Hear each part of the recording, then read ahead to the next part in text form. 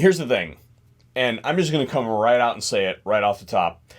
I don't like compensators, like, at all. I find them loud and disruptive, and I would say that in many instances, the user that is shopping for a compensator is actually in the market for a silencer, and they just don't know it yet. Because one of the prime functions of a suppressor is to reduce recoil, but it has additional benefits due to its construction, like sound reduction, that compensators just simply do not have. And if you say something about a linear compensator, I swear, because you don't know the difference between marketing and reality. Anyway, for whatever reason, that individual hasn't obtained that device yet, and some excuses on that one are better than others.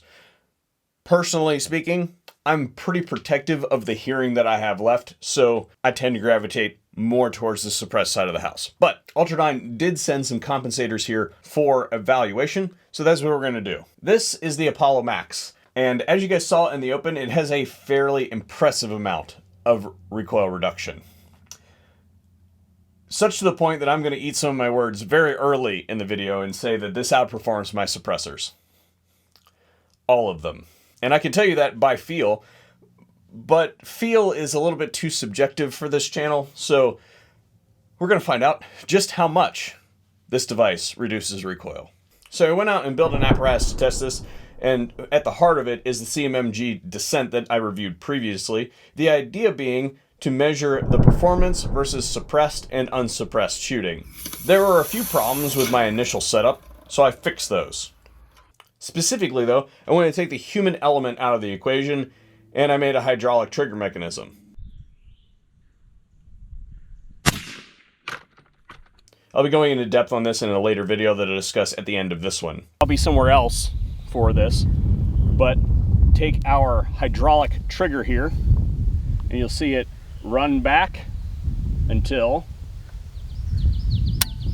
click. And, you know, it'll obviously be more prolific when there's a round in the chamber. So anyway, unsuppressed.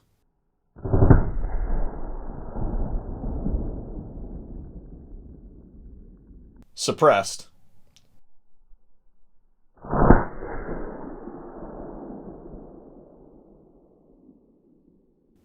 Comp.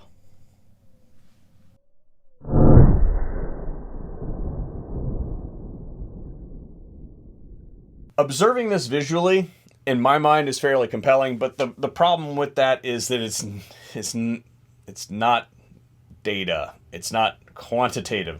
So in order to get some quantitative data, we have to do some maths. And I promise I won't subject you guys to that. But what it breaks out to is that we lose about half the recoil with the Apollo Max. When we look at the can that we use, the Energetic Vox, which is one of my favorite cans, it reduces the recoil by about 20%. Now, we have to be careful whenever we do a direct comparison, especially between two dissimilar items like a comp and a suppressor.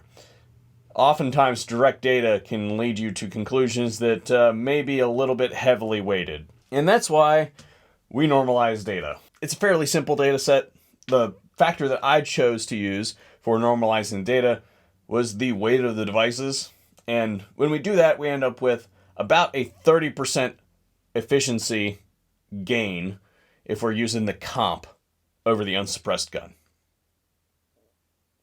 That's pretty good, okay? I don't know how else to say that other than 30% is a big number. Form and function. It is a 4-chamber break, as you guys saw in the pictures previously, and it has 2 ports on top. Now, there are 3 sets of dimples on top and on bottom. Those dimples do not go all the way through. I'm not sure what the function of those are, but just in case the pictures made it seem as though those dimples went all the way through, they do not.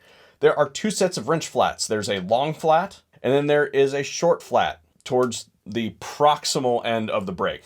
This thing attaches via a jam nut. So you basically thread the nut all the way down, you put the spacer sleeve in there, and then you thread this down, and then you thread that jam nut back up to it.